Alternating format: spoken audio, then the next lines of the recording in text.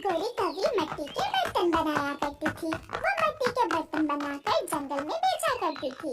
इसलिए जंगल के सभी पक्षी गोरी कभी को कुम्हारन कहा करते थे।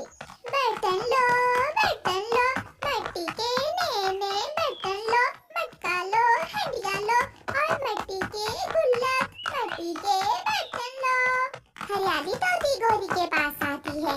गोरी गोरी कुम्हारन, रुको रुको, मुझे एक पानी डालने के लिए मटका दे दी जाओ। गोरी कभी रुकती है। हरियाली, ये लो, ये मटका बहुत अच्छा है। सुबह से डाला हुआ पानी इस मटके में शाम तक ठंडा रहता है। गोरी कभी आगे बढ़ती है। दूर एक डाल पर बैठा हुआ कौवा गोरी कभी को हर रोज वहाँ से गुजरती हुई देखा करता था। बात करूंगा, आज तो मैं इस कौवे से जरूर बात करूंगा।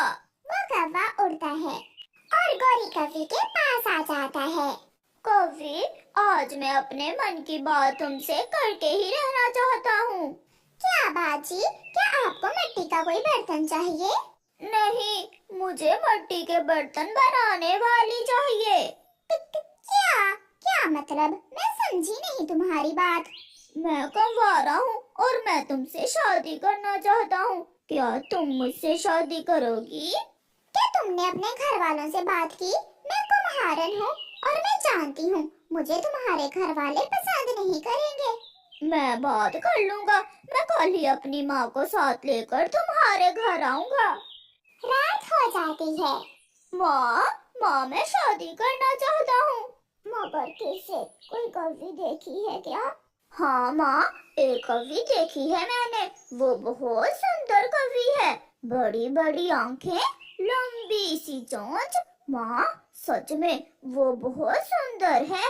फिर दूसरे दिन कालू कौवा अपनी माँ को साथ लेकर गोरी कौवी के घर जाता है। ये मिट्टी के बर्तन यहाँ क्या कर रहे हैं? माँ जी, आपको आपके बेटे ने बताया नहीं क्या कि मैं मिट्टी के बर्तन बेचती हूँ? मैं बस बताने ही वाला था। तो क्या तुम कुम्हारन हो? हाँ, मैं कुम्हारन हूँ और मुझे गर्व है कि मैं एक कुम्हारन हूँ।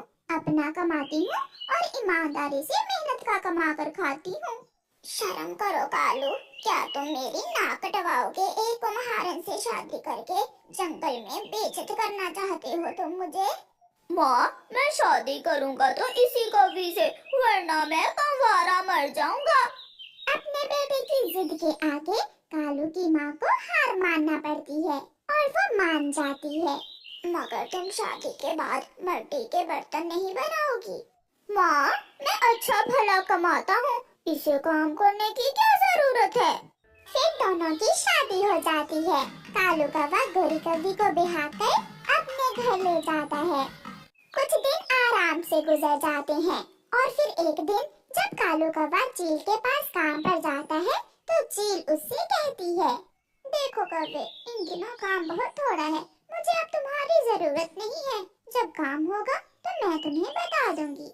मगर मालकिन, मेरे पास और काम भी नहीं है, घर का गुजारा कैसे होगा? सॉरी कौवे, मैं कुछ नहीं कर सकती। ऐसे कहते हुए चील दरवाजा बंद कर लेती है। परेशान कालू कौवा घर जाता है। क्या बात है पति जी, आज आप बहुत परेशान लग रहे हैं। मालकिन ने मुझे काम से निकाल दिया है, सोच रहा हूँ अब घर का गुजारा कैसे होगा। आप चिंता न करें, जल्दी कोई और काम मिल जाएगा आपको। फिर कालू कौवा कई दिन धक्के खाता रहा मगर उसे और कोई काम न मिला। घर में जो राशन था वो भी खत्म हो गया। बहू, जब से तुम आई हो ऐसी मनहूस हो, सारा घर ही उजड़ गया है। क्या रसोई में राशन है? सासू माँ, राशन तो कल ही खत्म हो गया था।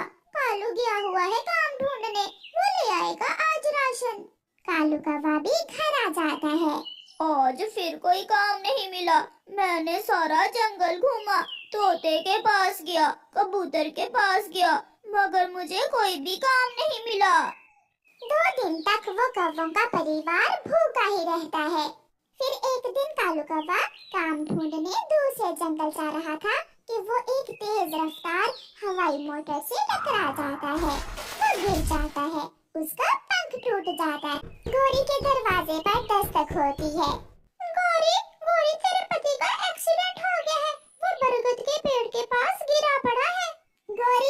करती है और जल्दी से अपने पति को एक टोकरी में डालकर घर ले आती है। हाय, मैं मर गई, ये कैसी मुसीबत आ गई है। मेरे पास तो अपने बेटे के इलाज के लिए पैसे भी नहीं हैं। सासू माँ, मैं अभी बुलबुल को बुला कर लाती हूँ। गौरी कभी बुलबुल को लेने जाती है। इसका पंख टूट गया है, ऑपरेशन होगा। अगर जल्दी ऑपरेशन ना हुआ तो कालू कौवा कभी उड़ नहीं सकेगा। ये बताकर बुलबुल वहाँ से चली जाती है।